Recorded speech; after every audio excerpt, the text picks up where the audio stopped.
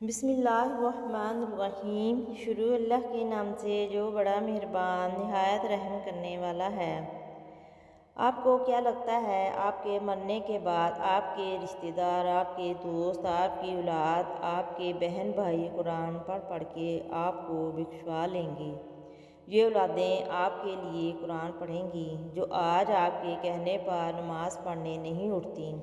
یہ رشتہ دار آپ کے لیے دعا کریں گے جن سے آپ کی لڑائی ہی ختم نہیں ہوتی۔ یہ دوست، یہ بہن بھائی آپ کے لیے صدقہ خیرات کریں گے جو عید کی عید ملتے ہیں۔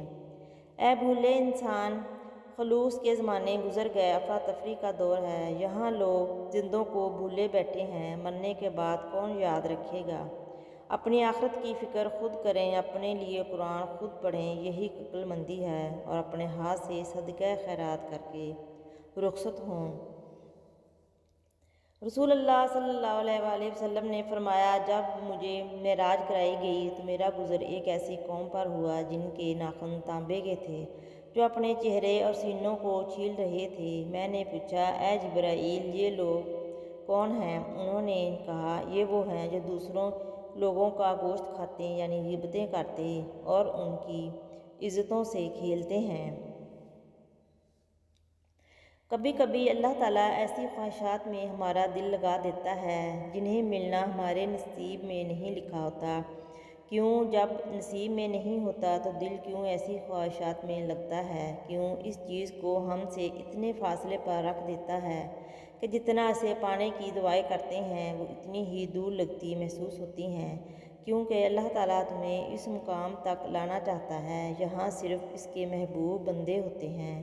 وہ مقام جہاں تک سب کی رسائی نہیں، وہ مقام جہاں تمہارا صبر، تمہارا توکل، تمہارے آنسو، تمہارے سجدے اور تمہاری عبادتیں تمہیں اس کا پیارا بناتی ہیں، اور ہر کوئی اس کا پیارا نہیں ہوتا، نہ اب تب اور نہ تب اپنے لیے مانگتے مانگتے تم اس رستے کو چل پڑتے ہو جس کے آخر پر وہ تمہارا منتظر ہے۔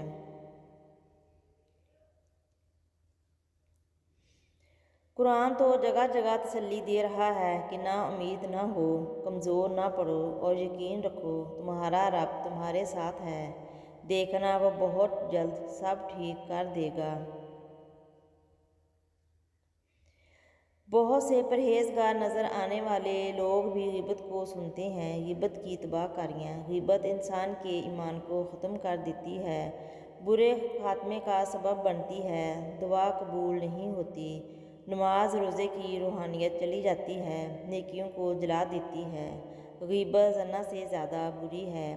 مسلمانوں کی غیبت کرنا سود سے زیادہ برتر ہے۔ غیبت کرنے والا عذاب جھیلنے کے بعد سب سے آخر میں جنت میں داخل ہوگا۔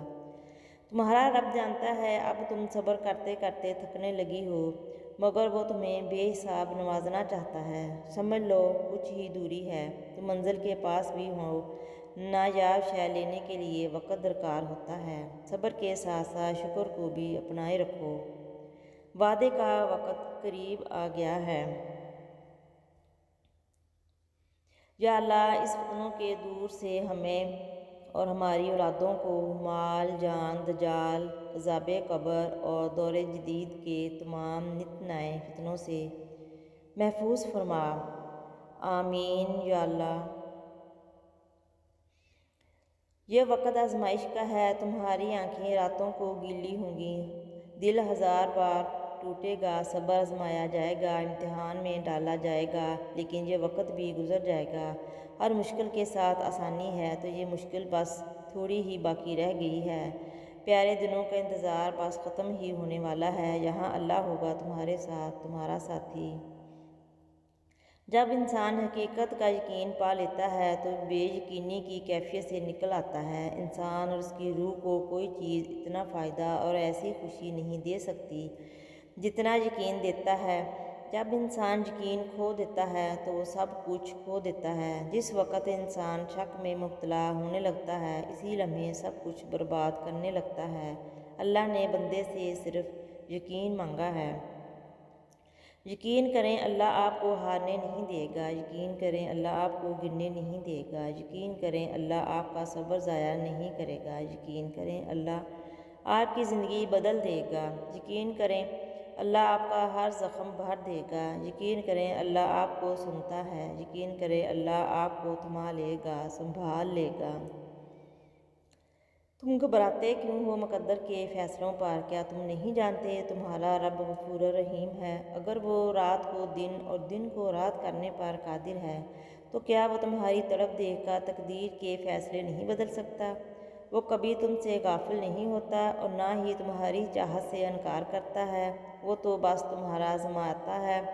تمہیں آزماتا ہے کہ میرا یہ بندہ میری محبت میں صبر کی کس حد تک جاتا ہے، اور پھر جب وہ راضی ہو جاتا ہے تو کن فرما دیتا ہے اور مقدر سبھی بدل جاتے ہیں۔